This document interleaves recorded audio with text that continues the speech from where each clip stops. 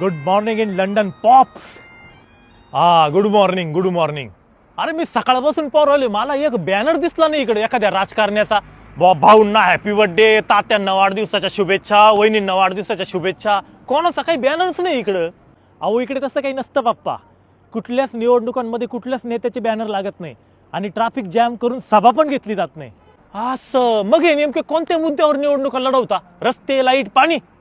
अहो नाही, इथं रस्ते, लाईट, पाणी सगळ्या सोयी सुविधा आधीपासून आहे का? आता ज्या मुद्द्यावर वर्षानुवर्ष निवडणुका लढवल्या पाहिजे ते मुद्दे संपून टाकले यांनी. आता लक्षात आलं, जातीपातीवर निवडणूक करत असतील काय? अहो नाही पप्पा, इकडे तसं पण काय होत नाही. सगळं विकासाच्या मुद्द्यावर होतं. म्हणून हे देश एवढे प्रगत आहे. आपल्याकडे पाहिलं ना काय चालू आहे. ज्या मुद्द्यांवर समाजकारण करायला पाहिजे, विकासाचे मुद्दे, ते राहिले बाजूला.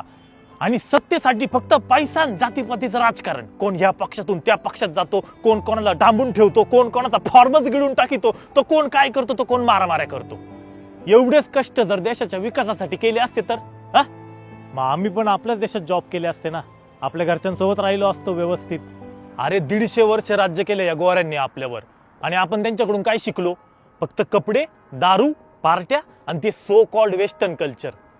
शिस्त नाही शिकलो, वक्तशीरपणा नाही शिकलो, सिविक सेन्स नाही शिकलो. अरे हेच शिकावं लागल. या राजकारण्यांसोबत आपल्या सामान्य जनतेची पण तेवढीच चुकी. लवकर सुधारावं लागेल, नाहीतर मग आपल्या येणाऱ्या पिढीचा या राजकारण, समाजकारण आणि मतदान याच्यावरचा विश्वासच उडून जाईल.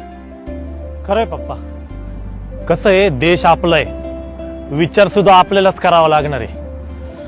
चला.